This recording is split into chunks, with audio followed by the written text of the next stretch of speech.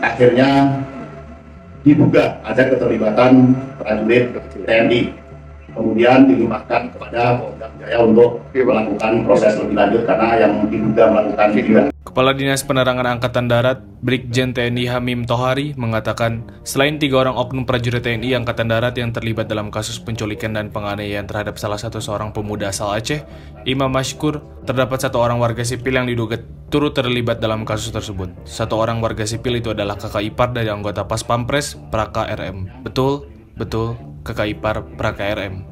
Kata Brigjen TNI Hamim Tohari saat menyampaikan keterangan pers di Pomdam Jaya, Guntur, Jakarta Pusat, Selasa 29 Agustus. Dia menambahkan saat ini 1 orang warga sipil yang namanya masih belum diungkap itu telah diserahkan ke Polda Metro Jaya untuk dilakukan pemeriksaan.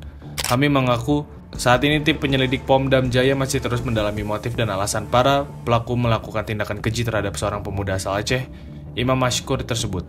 Sebelumnya, seorang pemuda asal Birwen Aceh bernama Imam Mashkur ditemukan meninggal dunia. Almarhum Imam diduga menjadi korban penculikan dan pemerasan serta penganiayaan yang menyebabkan korban meninggal dunia.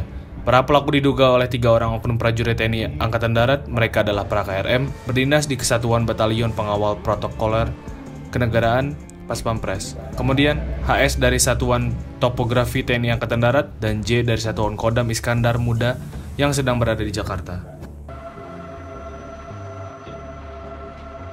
RN.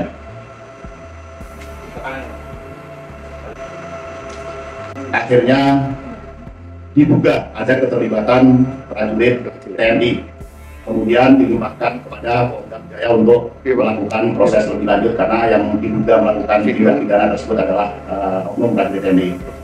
Setelah menerima limpahan perkara dari Polda Metro Jaya, Polda Jaya melakukan proses selanjutnya, melakukan penyelidikan awal, dan kemudian didapatkan 2 terduga lainnya yang setelah dilakukan penyidikan lanjutan akhirnya ditetapkan sebagai tersangka kasus penculikan, pemerasan, dan penganiayaan.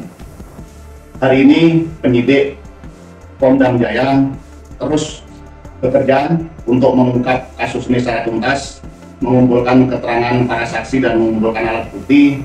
Dan karena ini sudah menjadi perhatian masyarakat, Puspomad juga menurunkan tim untuk mensupervisi, membantu sekaligus ikut peran dari masing-masing tersangka nantinya.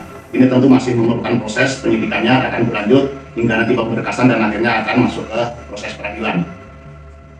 Kami berharap bahwa dengan penjelasan ini masyarakat yakin bahwa kita institusi TNI menjamin tidak ada impunitas apabila ada prajurit yang melakukan pelanggaran pidana, bahkan mungkin akan bisa dijatuhi hukuman lebih berat karena ada penerapan pasal-pasal pidana umum maupun pasal-pasal pidana militer terhadap tersangka nanti sesuai dengan hasil penyidikan yang terus dilakukan oleh Pomdam Jaya.